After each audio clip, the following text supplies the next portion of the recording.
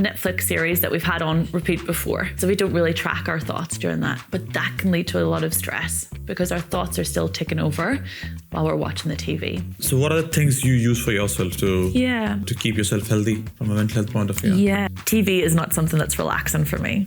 In terms of suicidal ideation, what do you think is the core reason?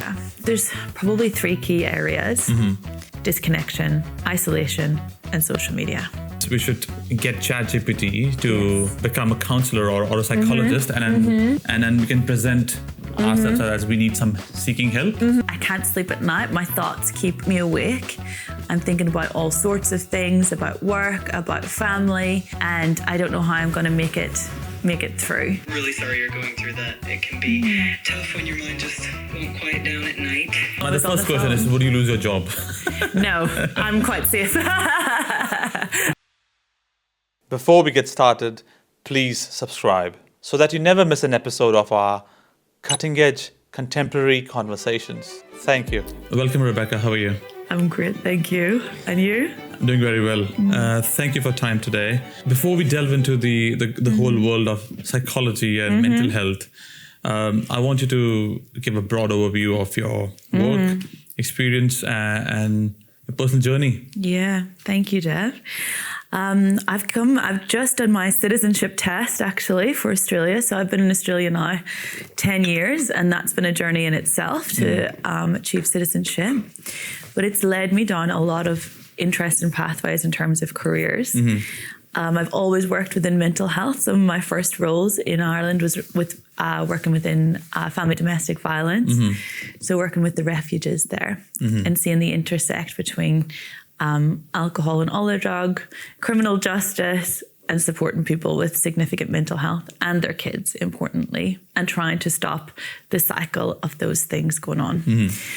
That was really eye-opening for me, and I knew that I wanted to really pursue a career in mental health, but there was a couple of things that had happened personally for me before that had led to that decision as well. And it's really funny when you look back on your career. I'm 35 at the moment, so I feel like I'm only really getting started. But when I look back at my career and the role that I'm in now, it's the perfect intersect of everything that I've learned along the way. So an accumulation of all of those learnings. So I feel very lucky and fortunate to have that.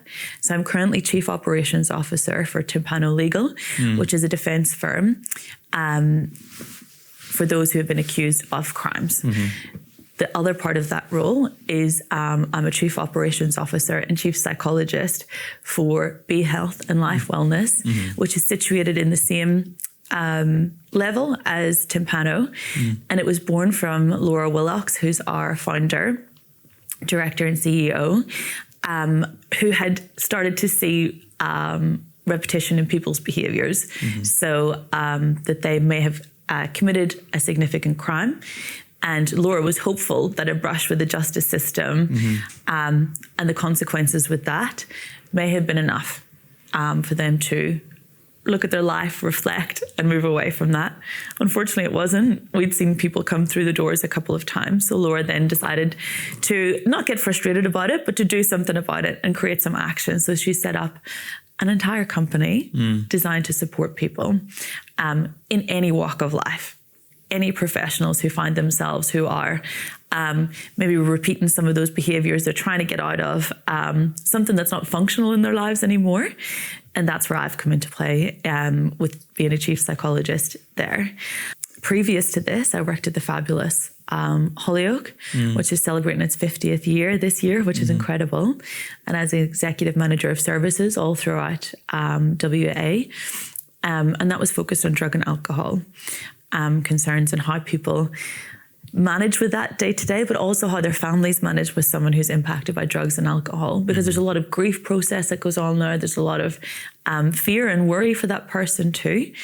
So working with Hollyoak really perpetuated my understanding with drug and alcohol and how that impacts the individual, the family, the wider community, the sector, and how it leads to policy changes that need to happen as well.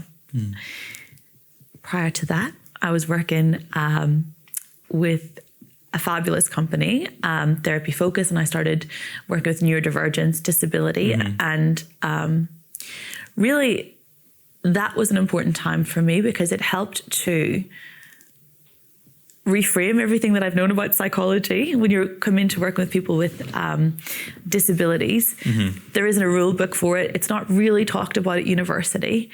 So for me, I was working with people who may have been nonverbal. How do I talk with that when my whole profession was based around speaking therapy and talk therapy? That was fantastic. And I met some amazing families and kids and people who throughout the lifespan who have had these incredible lives, and how psychology and the NDIS really helped to kind of scaffold around that so they could reach some of their goals and their outcomes.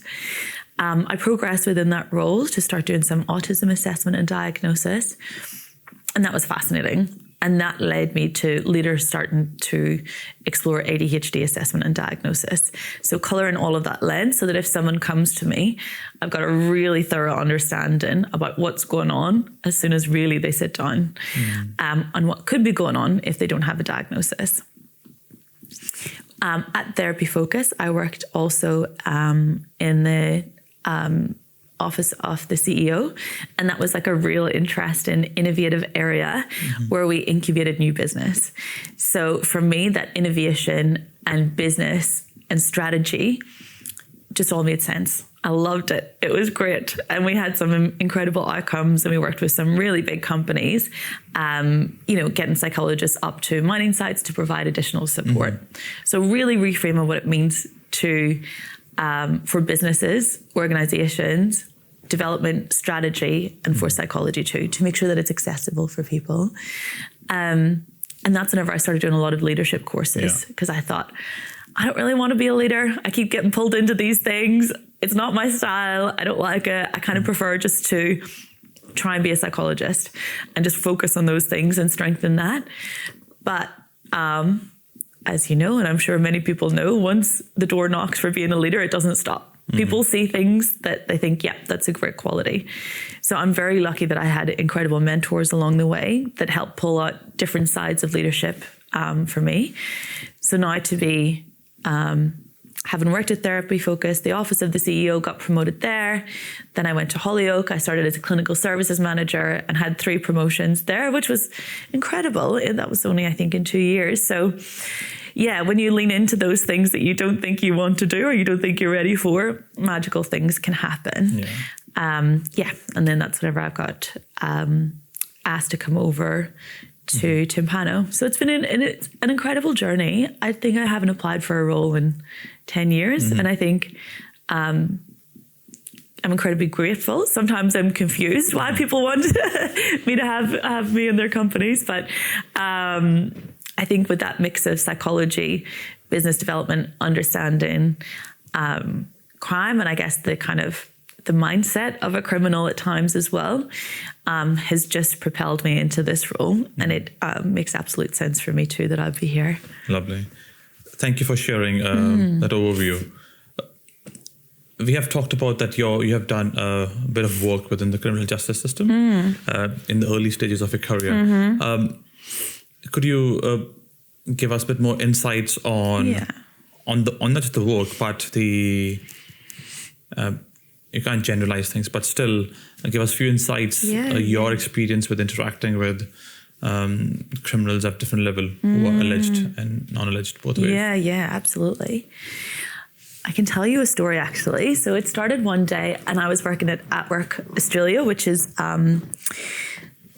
it's an office that supports people who are utilising Centrelink, and you can get psychology sessions to help with any barriers that you may have to going back to work. There can be a lot of barriers. So if you've not been able to work for a year or 2 years, you may have felt there could have been alcohol or other drug. There could have been family issues. There could have been a plethora of things that could have been going on for you. So I really loved that role because I never knew what was coming through the door. And when I say what was coming through the door, I don't know what brave person was walking through the door to talk about some of these things, because I'm incredibly in awe of the people who come through the door for psychology. And I just have the most respect for them, because it's not easy to be looking at your life and having someone witness that sometimes. Sometimes it's easier for us to feel like that happened, let's pack it up and keep moving, because it's just too painful. So working in At Work Australia, I met a lot of people who had committed significant crimes and may have been away for 25 years. When you get a charge of 25 years, that pertains that they will have murdered someone, and it's not that it's manslaughter or accidental, it will be that it was with intent. One person came through to me and they had just left prison for the first time in 25 years. And their anxiety was some of the highest anxiety that I've witnessed myself. They were trying to make good and trying to get involved in careers and try and find any job that they could. But there's a lot of blocks in society when you've had that sort of charge in your history, and understandably so. People are reserved around those things about employing someone. Interestingly, the adjustment, so if he had come to me on any other day, he may merit a diagnosis of adjustment disorder. But in this case, it was absolutely valid. He had just come from being within a prison setting for 25 years, knowing the routine there, to coming out in community. And things changed quickly in Perth. Whenever I first came to Perth 10 years ago, we didn't have the infrastructure that we see at Elizabeth Quay. The highest tower, apart from some of the office buildings like BHP, was the Bell Tower. So if he's been away for 25 years, he's lost a lot of family during that time. There's a lot of things that would have happened. He did have a look back at his past. I won't go into the factors that happened during that time, but I'll always say that there is a pattern that you can see. So for example, working with him, I would suspect that there was fetal alcohol syndrome disorder, or that there was a disability going on that he wasn't able to really comprehend, even things that we were discussing in psychology. I can't speak to that point in time what his functioning was like. All I can say about was how he presented to me. And he did go on to find work during that time. And that's the difficult thing, because I know we had asked about rates of recidivism. So that's whenever we go back into prison shortly after coming out. To be able to try and get an apartment and find all of those things and set up Centrelink and set up a bank, that can be very frustrating for all of us at the best of times. But whenever you haven't been faced with some of those things and now you have to do it, selling drugs becomes a real avenue for having financial viability quite quickly. So it can happen quite quickly in those cycles. I think I've gone a little bit off track from what your first question was, Dev. But that's fine. Essentially, in terms of interacting with the criminal justice system, what were the broader takeaways for you in terms of? People are doing what they can. That's what I always think with the resources that they have. I think part of my role was to review reports for parole and to sign those off. So that is if someone has committed a crime and they're asking to have early release. These reports just went to the parole board, so I wasn't making the decision on them, but I would see their whole life history and the traumas that they experienced and things that they went through.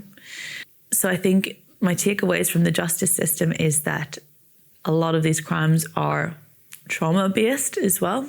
And I can explain that a little bit more, because that might sound like an excuse. It's difficult to make significant changes while in prison because we're not set up for rehabilitation necessarily in a way that's meaningful to community participation. And it's hard, it's easy to kind of compartmentalize and see people as criminals. And it's a different thing when you're sitting one-to-one with them. And it's different in terms of, like, I've sat with many people who have murdered other people. Some can be quite scary, actually, to sit beside, because they're very much locked in on that persona or that personality, and they're trying to be dominant, and they are trying to manipulate the narrative and have their needs met. So that those ones are quite confronting, still interesting. And some people they haven't had a great upbringing. And if you get involved in organized crime, and if you get involved and if you felt neglected from an early age, then you want to get involved and be part of something, and that can be organized crime. So I reckon my takeaways of the criminal justice system is that there are things that are very proactive. There is a lot of counselling available for people now. There is programs that are run within prison as well. I think it's kind of more the rehabilitation. So once people are out in community, that would be the time that I would see would be even more beneficial to wrap around supports. There's a couple of companies now that I see are specific for people coming out of prison as well. So, yeah, the justice system, it is what it is. I can't see things changing too quickly after being in it for a while, but I am hopeful. There's a lot more advocacy, there's a lot more programs, there's a lot more awareness. Yeah. In terms of and people presenting you from mental health issues, what's your observation with the younger people? Yeah. And going beyond disabilities, not just disabilities, but what are the reasons why people are seeking psychological or counseling supports at a younger age? Yeah. And what are the key insights you're seeing there? Yeah. It's changed massively, hey, hasn't it, for young people? Oofed. I don't know how I think it'd be very difficult to navigate the day with the pressures that young people are under. I feel sorry for the young people, actually. Like, I think as a psychologist, you have to keep a certain level of distance in terms of so that you don't burn out, essentially. You can't get involved in everyone's case emotionally. But the young kids coming in, it's tough. There's a lot of disconnection. There's a lot of isolation. Bullying has changed its platforms. It's available now. I guess back in my day or in our day, you would have went to school. You might have been bullied for those 6 or 7 hours, which would have been atrocious, but you would have had some cut off and reprieve. Oh, at least I can go home. Kids don't have that now. You don't have that right to privacy. Kids are on their phones. There's so many platforms. There's a new app every day. And this is probably me showing my age now, but there's new things coming out, and I have to ask the kids, like, what is that? I don't even know. Like, I used to be very much aware of the apps that were coming out, but they're coming out with such speed that it's quite difficult to keep on top of it. So you think, like, Snapchat, right, we know this, we're not allowed to have that app. We're saying no to one when there's 5 other ones that we need to be worried about. It's more anxiety provoking for parents as well. Parents are... we used to say, like, helicopter parent wasn't an appropriate, it's not the most effective or efficient way to parent. And that means that, they're constantly hanging over their kid. The kid doesn't get a chance to make mistakes. I can understand where their parents are coming from at this day and time. Because we hear about things in the news. We see these horrendous crimes come through. Unfortunately, I see some of those crimes coming through firsthand with the firm. And even for me, it's raised a sense of hypervigilance around even walking the streets, So for kids at that age, what I'm seeing is a presentation of disconnection, internalizing, feeling that they don't have social skills to get by, and also bullying's still huge. Suicidal ideation is strong with young people. They feel like they don't have any more options or opportunities to move or to change school. They're just told to be resilient. And that is a word that I detest, because I think that it's so unfair. To imply that you are not resilient enough implies that there's something fundamentally internally that you're not doing right. There's a lot of other words that we can start using to support a person, because it's not always down to that person. Sometimes the environment is just not appropriate for them. Interesting. So in terms of suicidal ideation, what do you think is the core reason? That's an outcome on the other end, but what is the core reason young people are coming to that final conclusion that I feel like suicidal? Yeah, there's probably 3 key areas. Social media has a lot to blame, unfortunately, because, and I won't say just a sweeping statement of social media. So it'd be social media, friendships, and disconnection. Social media and disconnection are quite similar because everyone's just focusing in on these tablets or these phones, and that removes our connection from one-to-one. People are not putting their phones down. They're losing connections by feeling that they're connecting through a different medium. The expectations that come from social media for young people, there always was expectations for kids, like you need the latest trend or like the latest scooter, or your friend might have had a cool hoodie that you love and you want that too. That all makes sense for trying to fit in. But here it's hyper-focused. You can't escape it. You look through Instagram, and for the guys as well, they're seeing all these people in the gym, really buff. And it leads to a lot of ideas of, I'm not good enough. Consistently, I'm not good enough. For example, I remember we had like a celebrity come to our school, and they were it was this show called The Gladiators, and they were all very muscly, but we didn't stop for a minute to think that should be us. We were just like, oh, cool, there's something I haven't seen before, like a really muscular person. Whereas in this day and age, that seems to be the standard. Like and if you're not that creates a whole lot of unhelpful thought processes about your perception of yourself and where you see yourself in terms of society, so your self-worth. So you can see other people up here and you might see yourself down here. For kids, that's a lot to process. That's confusing and it's hard. And sometimes what I say to parents when they come through, maybe some of the things that I'll discuss with them are things that you may have tried to discuss with them already. And it's just having a separate lens. It's having a separate person to discuss some of those things with, that they feel it's confidential, it's non-judgmental, and it's just a space for them. That helps considerably. Suicide, the prevalence of suicide in younger people, it's not new as such. It was certainly something I experienced growing up in our school. There was high rates of suicide. But what I'm probably seeing is significant distress and increasing rates of suicide. And that's linked to disconnection, isolation, and social media. And what's the role of because again, it's a rabbit hole of so many things happening leading up, and there's a social media ban coming up. I'm excited. So what do you see of a blanket ban on social media for younger people? Is there a relevant solution rather than, or vis-a-vis, or there could be multiple styles of solution, not just one solution. It's a mix of solutions. The kind of parenting styles or what kind of parenting works very well longer term to not to have these things at the end. 2 things. I'll go back to your ban as well, the comment about the ban. I'm really excited for that. I think the standards we walk by are the standards that we accept.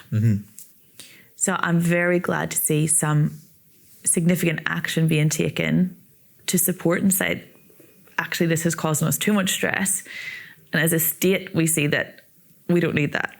So I'm incredibly proud that feedback has got back and there will be a ban. I've had friends who are doctors in the UK relate to me and be like, that's amazing. That's such an innovation. That should be for everyone because it also impacts people's ability to focus and concentrate. Because if we're constantly getting 2 or 3 second videos that release a bit of endorphins, that's what our brain starts to look for. It used to be that we got, you and I were talking about this, like so immediate gratification or delayed gratification.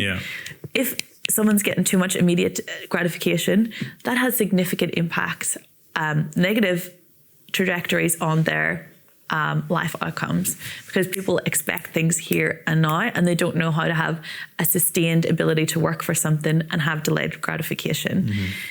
That is a key factor in when you see that in kids, of understanding what their outcomes are going to be, both in therapy and in life. It sounds quite significant that we could tailor it back to that, but it's true.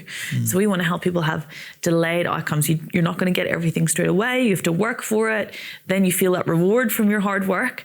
It's not the journey, or it's not the destination. It's the journey that makes us strong. It's the journey that builds our character. I set myself goals all the time. I love working to it. And then actually I get to there and I'm like, oh yeah. And it's not such a big deal for me then. For parents, some of it is just a shock. Kids are very good at putting on a brave face and saying, yeah, I'm okay. I'm okay. Those are the most traumatic ones for family as well, because the young person mightn't have opened up or mightn't have reached for help. There could also be neurochemistry that's maybe quite low, or that may have helped with medication, and people mightn't know that that's what's going on for that kid. And that's not,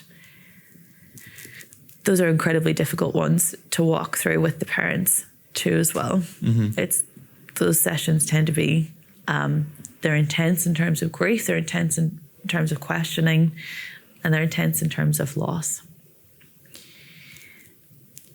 For parents, it is that checking in, you know, like, and that's where I said, like, that helicopter parenting, while maybe in the 90s that we would have said, no, we don't really need to do that, you know.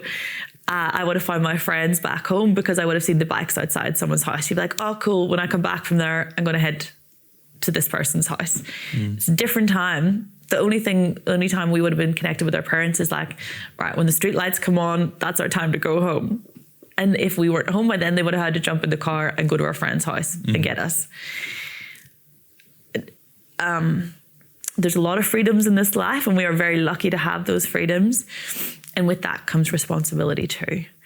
So, and it's hard because whenever we look at, say if it's your child's ecosystem, their immediate couple of friends, that is probably the number one factor in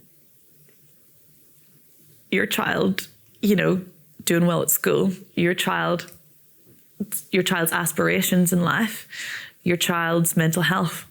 Really and truly, that comes down to that.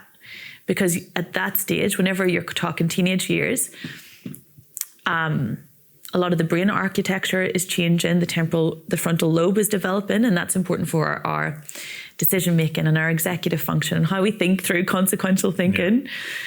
This pretty much goes offline for teenagers. That's why they get really into themselves, and they can only see from that perspective. Their brain hasn't fully developed. It's frustrating, but literally the capacity to be able to think of other people's perspectives is extinguished. The only ones they think of is their core group. So for parents, as much as it's important to look after your kids, it's also really skillful to check in and see what the other kids are saying and what they're doing. Because if they're influencing the kids so much, I would say 90% of influence during those years comes from their acquaintances. Wow.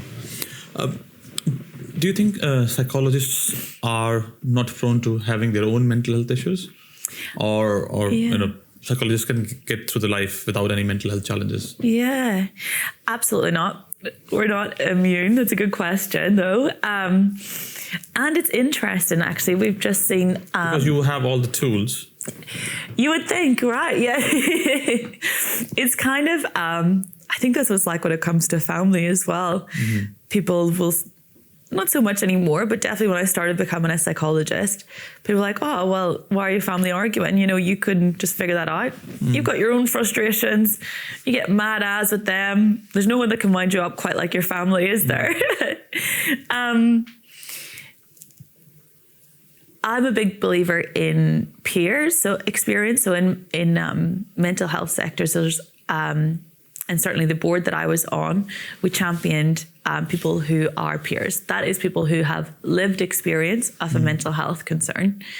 I think that's so vital that people understand that there's a wealth of knowledge to be had for someone who's walked that path already. In psychology and with APRA, so that's the Australian Health Practitioners Regulation, Australia, and they oversee doctors. We all have to register with them, physios, nurses, midwives, psychologists. Sometimes there has been complaints that have come through on that board around the psychologist's undisclosed mental health concerns, and that can make psychologists feel very much on edge. But a lot of psychologists are in this profession, in this role, because of things that they've seen in life, because of things that have happened very early on in their lives. And maybe they've had early exposure to psychology or counselling, and they thought, wow, this is definitely my thought process. If this has made me feel so radically different, then I would love to do that for other people. No one's immune. How I got very much into psychology was, and I touched on it earlier, there was significant suicides going on in our school. And I mean, consistently for a couple of months, it was at least a suicide a month. And that, it really rocks you. At what age? 16, 17, teenage years. So from 12 to 18. And it varied. And then for a little while, there was suicide pacts where two people might suicide together. How do you even get your head around that as a kid? Like one day, someone you know in school is there.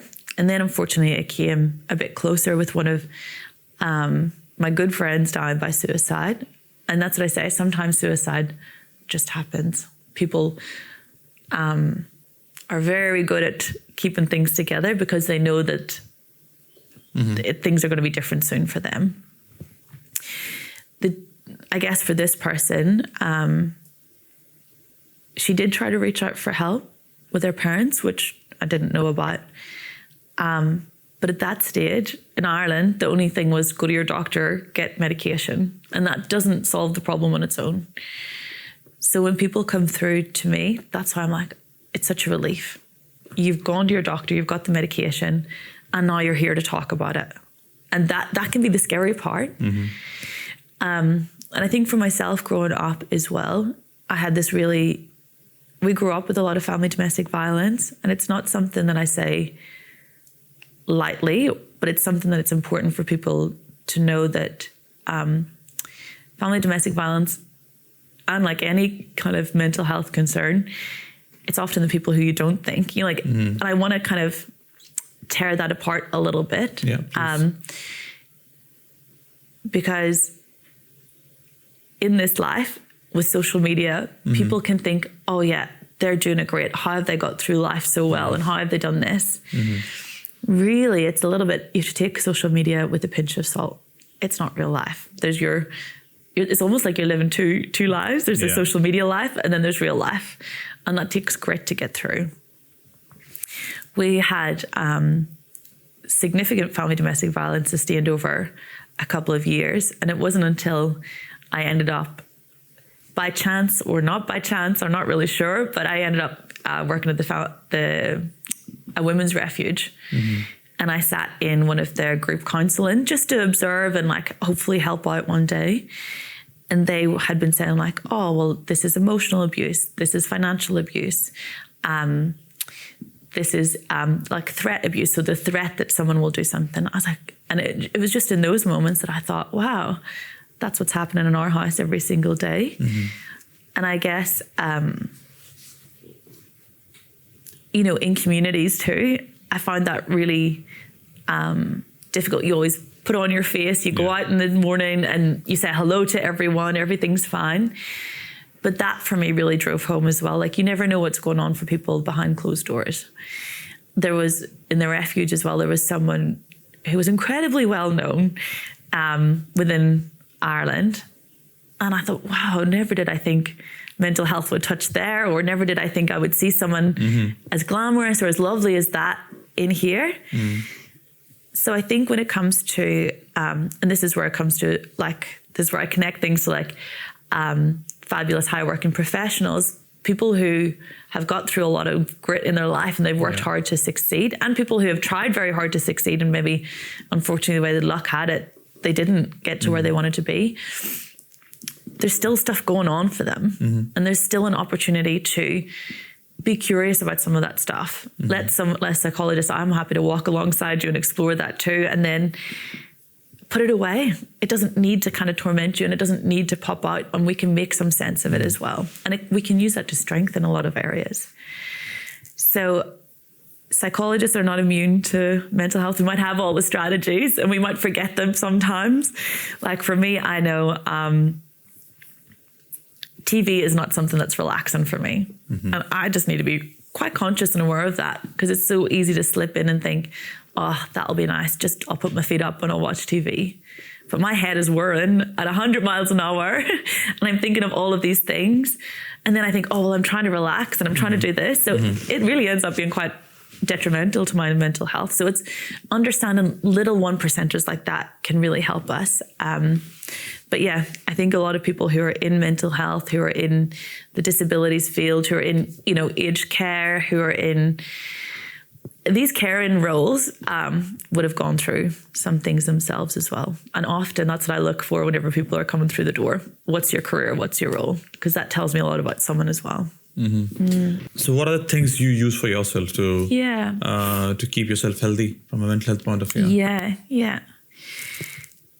I'll be honest, some days it can be very tough. It's and I have to be mindful. I'm very much so easy to slip into fight or flight response. So if I'm having a tough time, I'm more likely to look even more glamorous on a day, because I think, right, Rebecca, put yourself together, off we go. And it's come from a lot of awareness, actually, of going to psychology and going to counselling, that I will minimize things that are going on in my life and put other people's needs first. And that's okay for a very short period of time, but long term, I know that it's not healthy and it doesn't help me. I need to confront some things.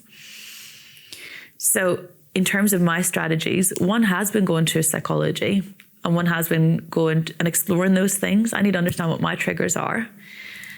And as recently, when was the last time I went to? I see psychology as important as going to the gym, or as important as going to the dentist. And some of the best outcomes that I get with people is when they feel that they don't need psychology, because that's a lovely space with which to delve into some things and understand their history, and then utilize that and harness that to propel us forward. So for me, accessing psychology when things are, I kind of think of it as a traffic light system, red, amber, and green. Things don't need to be red to be going to see a psychologist. Even if things are green, and then I'm thinking, oh, there's a couple of things that are picking up for me. Maybe that's when I'll book in with someone. So keeping that at the forefront of my mind and knowing that that's okay. Flexibility of thought. Unfortunately, when I had to go home to Ireland quite recently, unexpectedly, I thought, how am I going to balance all of these things?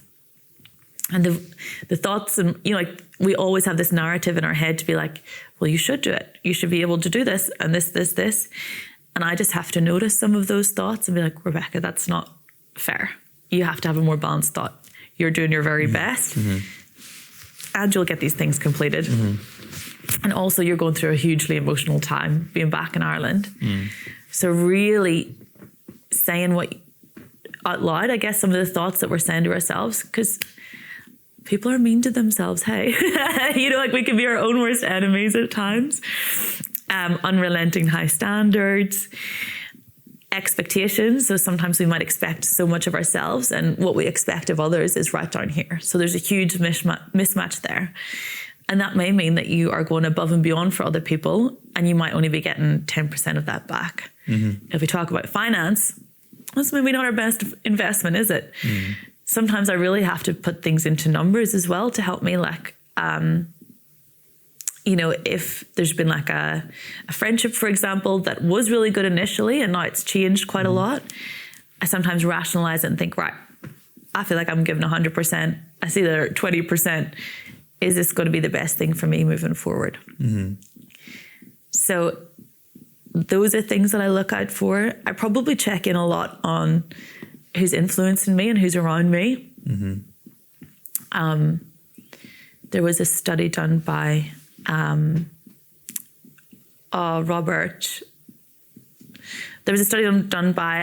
Robert Wiseman, and he was interested in this. He's like, how impressionable are we as humans? And this is the same for young people. It's the same for you and I. And it's the same for people who are older than us too. He studied over 11 companies. They had researchers in for over 58,000 hours. And they wanted to understand what the influence of those around us was on our work performance. So they were trying to get a metric with it. And they succeeded. So when we were surrounded by people who we deemed as high performing people, our performance went up by 25%. When we were surrounded by people who were low performing, our performance went down by 30%. That's a 5% variance there. So that means in social contagion, we're more likely to pick up negative influences than we are positive. Yeah. Why is this important? It's important because these influences come to us every single day. There could be someone who has started with us in work, and we might think, oh, I'm not quite sure what to do, or I don't know how I feel about them. It's really important to listen to your gut. And these are all things that I use throughout the day that I don't even think of anymore. It's just part of my rhetoric. But I love having people who are smarter than me because I learn so much. I feel like I get so much out of it. And I feel inspired then to move on and think, okay, what's my next move? What's my next move? If, for example, there's someone who is saying to me like, I don't like this isn't fun, it's not engaging, I'm not having a good day, I notice that brings my mood down. So we have to be very careful in protecting our energy because energy is expensive and you have to decide how you want to spend it. So I guess to recap, who you're with, it's something I definitely check into. Actually, more than I realize when I'm talking to you now, I do that quite a lot. And I surround myself with people who are can-do attitudes, let's keep going, positive. Psychology, it's important for any niggling things that are going on. If you're not sleeping, if you're drinking a little bit more, if you're going by the bottle more times than not, that's a good time to go to psychology before it becomes a thing. Of course, getting out for a walk, physical health, but that mental health part for me is just so important. For me, when I have a stressful week, I can see in the mirror, I have a bit more white. Do you? Going up. And as the week goes more lighter, so there's less white hair. So my facial hair, there are more whites in that week on my face. And then, it was a stressful week, but it's a more lighter week. Or if there is no stress or that much stress, I'll come to my normal colors. Isn't that fascinating? More darker, more black. So sometimes you'll see that in the mirror and you think, oh, okay, I must be more stressed than what I realized. I knew that I'm stressed. Yeah. So it's a stressful week, but that's a clear evidence for me to see that yes, that's reflected and it's a delayed reaction to the body. The body is telling me. So that's one thing which comes to me all the time, which happens many times. But when I grow old, everything will be white. So I don't know. I can't tell anything. So now I can tell at least. Yeah, that's incredibly skillful because I hear that time and time again where some people might just get like an odd hair that grows and they're like, oh, that must mean, or one of my cousin, she's a doctor actually, and she says that when she gets stressed, she always has dreams about celebrities. But she said that's her marker to be like, oh, okay, we need to change something here. If I'm getting Nicole Kidman popping into my dreams, it's a stress. But the body keeps the score is right. Yeah. You think about how stress is metabolized and shown up for you. Yeah. What other things do you do, Dev, or how do you know, or how do you look after your mental health? Because if it's mental health week. I think I manage stress by doing. So the more I'm doing things rather than doing nothing is worst. Yeah. So when you're doing nothing, and so when I'm doing nothing, I'm thinking about the thing which is problematic or challenging in the life. So when I'm doing something, whatever I might be, so my focus goes on something else. Yeah. So, but still it's going in the back on the end, but still. So for example, when things get lost and I don't find them. So sometimes things get lost I will not find it. I had a ring which lost in the house, and after 7 months it showed up. It's locked up. So I don't do those. So that typically I just let things go. Yeah. So it's much easier. Okay. So if something is gone, I will not stress and I need to have it right now, or do the house up and down and look everything in the nook and corner. I know it'll come back, or I know I might find it soon. So and similar things I do with work also. Yeah. So if thing which is gone, I would not push it harder to bring it back. And if it's gone, it's gone. And to delay my gratification and wait for the right moment, and then wait and it'll show up. And when it's more appropriate or rightful, it'll happen on its own. That's incredibly skillful, because that's acceptance of that thought process as well. It's not constantly having that tension in your mind to try and control things that we can't control. I think this skill has come after being a father. Really? Is that when it developed? Yeah, I think being a parent, you learn as you're parenting a little one from a little toddler to 6-year-old. So you learn these things, or naturally you develop more skills. And then whenever my daughter comes to me every alternate week, it's also a respite. Because you're doing things which you would not do. You will going on a bike ride, and then you're going out for a walk. So all those things is a mental health break. Giving silly answers. So she had a eureka moment last week. Did she? And then she said, "Daddy, do you know that if you have the word primary in the school name, which means there are no high school kids in that school."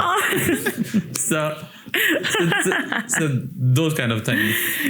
Isn't that gorgeous? It's just a little moment that just takes you out of whatever stress that you're in, and you get super curious, and it's super fun as well hearing little ones. And so that's again, people should have kids so that the mental health can be managed. It's a nice distractor. Sometimes it can be more stressful to have some kids as well. And you learn new skills, so you just interact. But coming back to it's your interview. I was wondering if you what's your observation on social media was happening and then things are popping up. But people are now getting into the realms of AI companions. So, which is essential, you are interacting with a chatbot which is more humanistic, which can talk in your accent wherever you are from. Will have all the history of as you are interact with, if you're interacting with an AI companion for the last 6 months, you have interacted good number of hours, you have shared so much ups and downs. And most of the time AI companions are all affirming. So if it's all affirming, whatever thoughts you are having, whether negative or positive, it affirms you.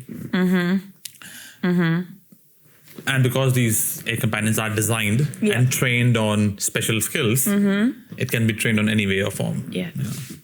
So what's your observation and what's your key points of caution, and what do you think, it should be treated or managed? I think you hit the nail on the head there with saying it's very affirming. So it's not guiding us into other realms of thought. That's another thing that's impacting us. There's a lot of validation happening for people in this day and age. It can be skillful, and I'll tell you an experiment about that as to why. I see that a lot. I'm sure you've heard of the let them theory. That to me is one of the most detrimental theories that I've heard of, because it doesn't invite you to understand another person's perception or perspective. When we think we are very right in a situation and we become very staunch in our belief, that is actually not good for our mental health and our well-being, because we become quite fixed. Mental health should be agile. We can bend and flex and build skills around us so that we feel that we don't break. But whenever we start to have this more rigidity of thought, only this chatbot understands me. Only this person who says yes to me all the time understands me. That creates a lot of isolation. Oh, it scares me. So the let them theory, I heard it a lot, and it ran through our workplace like wildfire. Like, oh, this person in work, we've had a disagreement and they can't see my perspective. Let them. And I just, as a person, as a leader, as a psychologist, the fear went through me because I was like, absolutely not. This is not communication. This is only ever splintering people further and siloing people in their thoughts. Segregating people. And segregating people. Because then the let them theory becomes very easy to make judgment of someone. Oh, that's just so-and-so. They're always like that. You don't know that. So for me, this idea of AI and chatbot and validation, in terms of our skills to be able to advocate for ourselves, to hold conversation where if I'm not listening to you, then what's the point in us having a conversation? If I'm not challenging myself to understand your perspectives or your questions, that's not connection. That's just a very one-sided view. So that to me is, like, even though you've said, this is the interview, this is my interview, I'm super curious what's going on in your mind this whole time, and I want to hear about your perspectives. I find that that's more, I get very enthused by that. If we're from a young age helping people to just rely on a chatbot, that skill will not develop. They will have no interest going forward about human connection. So if we think we're isolated now, we're in for a problem. And it's not even 10 or 20 years. It'll be 3 or 5 years. And how is that from a point of view, if I further push it down the line, some schools are introducing, are okay with high school kids to use AI tools for their classwork or help or whatever it might be. So how do you see that tool? Because one of the things people talk about, whether it's psychology or physical body, is you use it or lose it. So if you don't use that agency of your brain, whether it's writing with your hands or standing up and speaking, or if you don't do anything more often, you will lose that skill set. Yeah. So how do you see that for younger people or people who are in the high schools or universities using AI tools to help with them? There is 2 arguments for that. I did see in the news there was a submission by a lawyer who did a ChatGPT submission. Obviously, it was picked up straight away. So there is a real fear about the quality of work that's being put out too. With schools, double-edged sword with that one, because we know that kids now utilize tech as one of the ways in which to absorb information and to stay engaged. We have to start incorporating it. It'll be used for businesses. It'll be used for school or for careers. On the other hand, being able to write and think thoughts and have that process to understand what your brain is thinking and to put pen to paper to write that down, that's a skill. Yeah. Whereas in this day and age, it's just so fast. We're like texting everything that's just coming straight into our mind. So for me, there's probably an argument around mental filtering and cognitive, and thinking about, if I'm in a social situation, is that appropriate for me to say? Should I say that? Will that hurt someone? And that consequential thinking.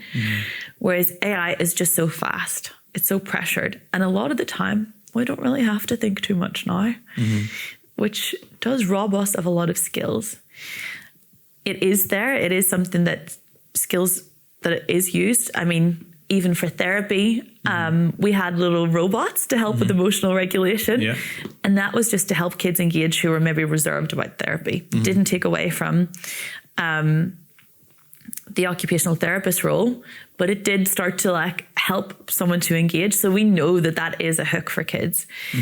My fear would be that with the focus on technology, it's very hard to delineate when school ends and you get a break as well. I think for phones and work, I traditionally have 2 phones, one for work and one for personal, because if I have both of them merged into one, my brain doesn't stop.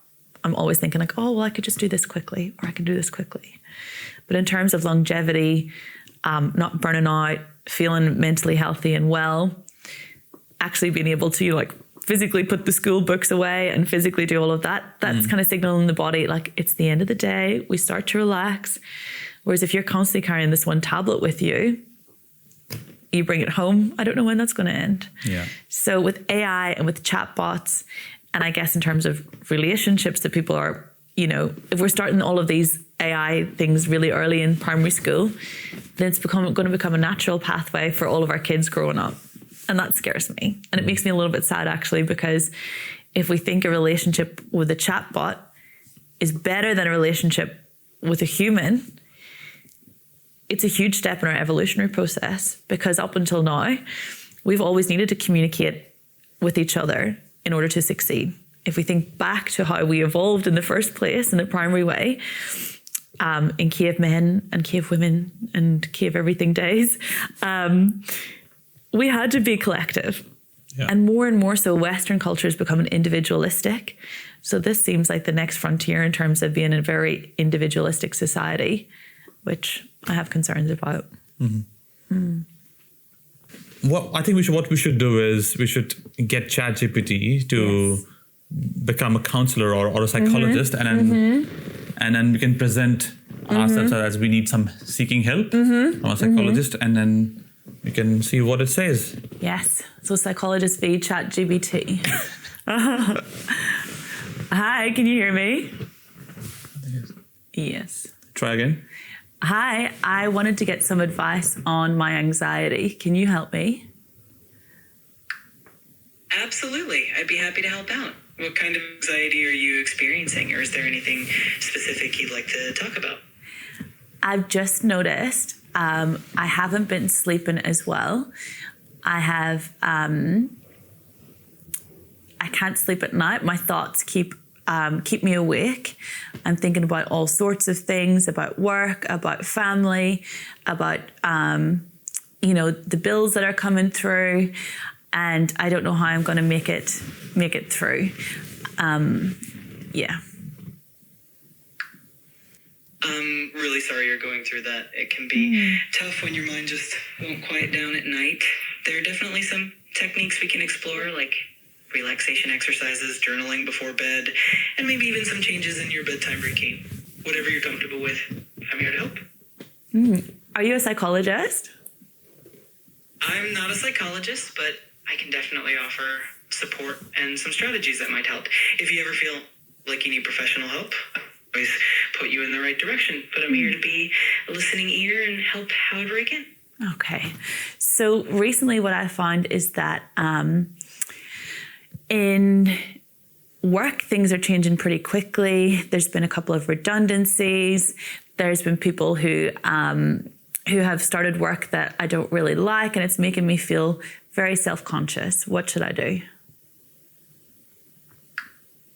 I'm sorry you're dealing with that. It sounds like a lot of change at once. One thing that might help is focusing on what you can control and giving yourself a bit of grace during this transition. It can also be helpful to have an open conversation with a trusted colleague or a manager about how you're feeling, if that's an option. And of course, taking little breaks to practice some relaxation techniques can make a big difference as well. But I don't feel like I've got time to practice relaxation, or I don't get time to do breaks because I'm trying to work really hard.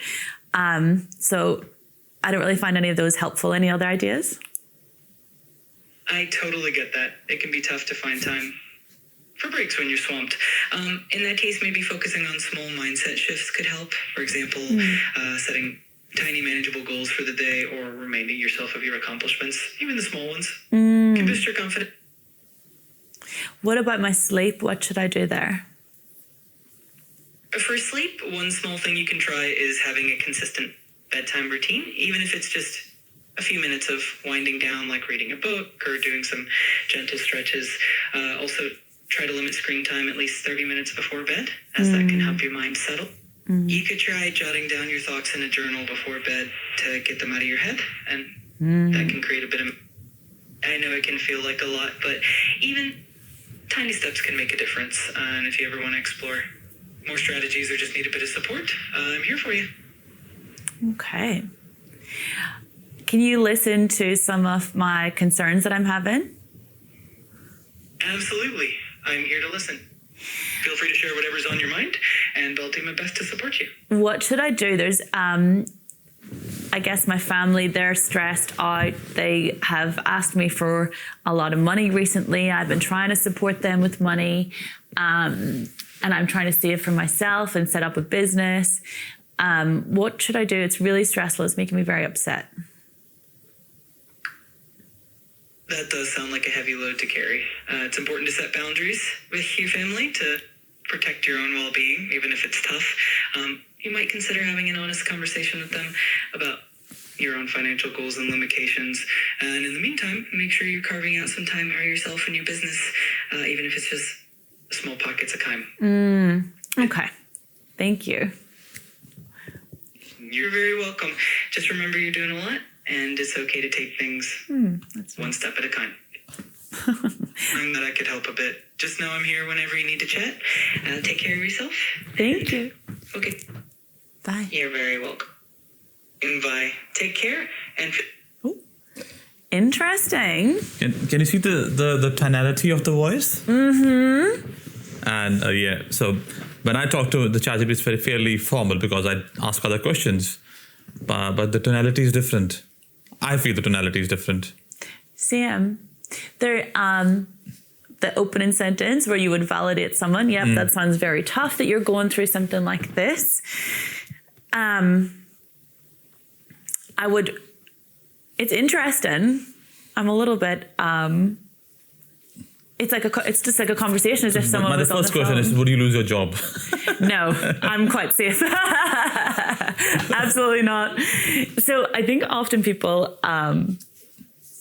it's fascinating. People come through and they're like, I need strategies. I need to fix this problem, and off we go. But that's whenever we're very much in the fight or flight response. We need a solution. We need it now. We need to get the next 3 steps so we can just get over this and get back to normal. So strategies are often, I can't really talk about strategies till session 4 or 5 because I need to know what works for you. I need to know how your brain works, and I need to know what thoughts you're going with and what thoughts are unhelpful for you. I need to know a little bit about your family life. So if I said to someone, oh yeah, just do a consistent sleep routine. And if anytime that they went to sleep, they would hear lots of family domestic violence going on downstairs. That's neglectful of me to say something like that because I haven't really explored their history. So it's probably good for a lovely quick fix in terms of some strategies. Here's things to consider. I did like that they were validating my concerns that I had, my hypothetical concerns. That could be quite reassuring for some people as well. It's a good case study. Yeah. Fascinating. And in the closing, was it a male voice or a female voice? I think it was, I couldn't tell. And that was probably on purpose too. Because I guess people have preferences to who they feel more comfortable with. That was kind of ambiguous, hey? Interesting. And in closing, and it's an it, not a he or she, for sure. Yeah. So, because if you keep in mind it's it, we won't consider that as a human. Yeah. Oh, that's smart. So if you can keep because I'm already thinking it. Yeah. So, but in the closing, ChatGPT said that I'm always available. Yeah. So it's just, but all help, as in normal relationships or normal counselors or people who are close circle of your friends, which you talked about. Not everybody's available. Yes. At a moment. So that's probably one difference in accessing support or help. It speaks a lot to brand and marketing because I do see a lot of online counselling services or, to be honest, I'm not sure of all of their qualifications, but I see some online ones and they're like always ready. And that I think is an expectation that speaks that immediate gratification. I've got a problem. Someone needs to solve it for me. Doesn't it? We're going full circle here. Yeah. Whereas sometimes I will do this with clients as well, is that I'll say, right, our next challenge is, instead of you coming fortnightly, we're going to leave it for 4 weeks. Because you need to be able to stand on your own 2 feet and see how you respond to problems. Give your brain time to process some of the things that we've discussed and implement some of those things. People are fantastic. They come back and be like, yeah, I had this problem and I solved it myself. And how much better does that feel in terms of your self-confidence and self-resilience? And then we look back and we say, right, well, a couple of weeks ago, how would you have dealt with that? Oh, I would have maybe started drinking, or I would have got really angry and taken it out at the wrong person. I'd be interested in that. I might play with this a little bit more whenever I go home, and I'll let you know. The next time, I think that you open with the prompt that I want you to act like a psychologist. Oh, okay, yeah. So then it probably opened the doors further. A little bit more. Yeah, because there's no questions that it was asking, but I'm sure it has the capacity to do that. I want you to give your 2 or 3 takeaways or messages for us, people who are watching and listening, in terms of mental health. Thanks, Deb. I think we have to be aware of our physical health. And whenever I say that, if we're noticing that something is different physically for us, that could be a really good cue that we need to go and talk to someone about our mental health. For example, for me, when I feel anxious, for some reason, I get a lot like pressure here. I don't know why, but that's my cue to be like, Rebecca, what's going on? Okay. So we all have those. The body keeps the score, and that will help us to cue sometimes what's going on for us. Your ecosystem. So look out for those people who are around you. Are you feeling under the weather?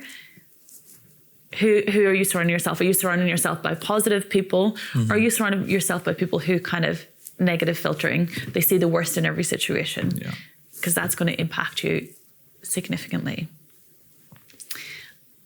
The third and fourth theme, I've snuck in an extra one. Be aware that specifically in Perth, we are very much influenced by seasonal affective. I wouldn't go so far as to say it's a disorder, because that's a very cultural response from us. So it's not unusual. I've noticed a lot of people coming into clinic this week and last week feeling inexplicably just low. And when we look at things, they're not getting out as much. They're not socializing as much, because in Perth, people hibernate in winter. So it's really interesting just seeing those themes coming through. And fourthly, make sure that the coping strategies that you think are actually helping you are helping you. For example, and you and I have discussed this, and I've seen it come through as a theme in clinic this week, TV. People think, great, I'm home now, I'll relax and I'll just watch the TV. That's not regulating for 60-70% of us, because that takes a lot of focus just to focus on that one thing. When I read a book and I have got to the bottom of the page, I'm like, oh, that doesn't make sense. That's because my brain's drifted off and I have to go back. So it's a cue. With TV, we don't get that. TV is easy to process and follow. And most of the time, it's probably some Netflix series that we've had on repeat before. So we don't really track our thoughts during that. But that can lead to a lot of stress, because our thoughts are still ticking over while we're watching the TV. So I'd invite you the next time, if you do think the TV is your coping strategy, just see how you feel. Are you actually feeling rested? Or are you on your phone and listening and feeling that you're trying to connect with your significant other or family? So reshaping and reframing those. And psychology, there's no need not to go to psychology. It's an excellent way to even explore some things that are going on for you. Psychology can be used in many ways. So we can strengthen your responses. If you have had a panic attack in the past 12 months, there might be a little bit of your brain that's thinking, when will the next one come? It might be overwhelming, but why not just get that resolved? Just take that mental load off. Because a lot of things that we bring on, we never put down. It just continues to go around. So, of course, talk to a friend. You might want to try chat. I wouldn't advocate ChatGPT at this stage, because I don't know the ins and outs of it. But it's incredible to see that there's some validation and some reassurance there. I would go see a psychologist, or maybe your workplace has employee access program. So psychology isn't for when we're feeling crisis. It's for whenever we're starting to feel that things are maybe not right. Thank you. Thanks a lot for your time today. Thank you. It's enjoyable as always. I appreciate it. Thank you.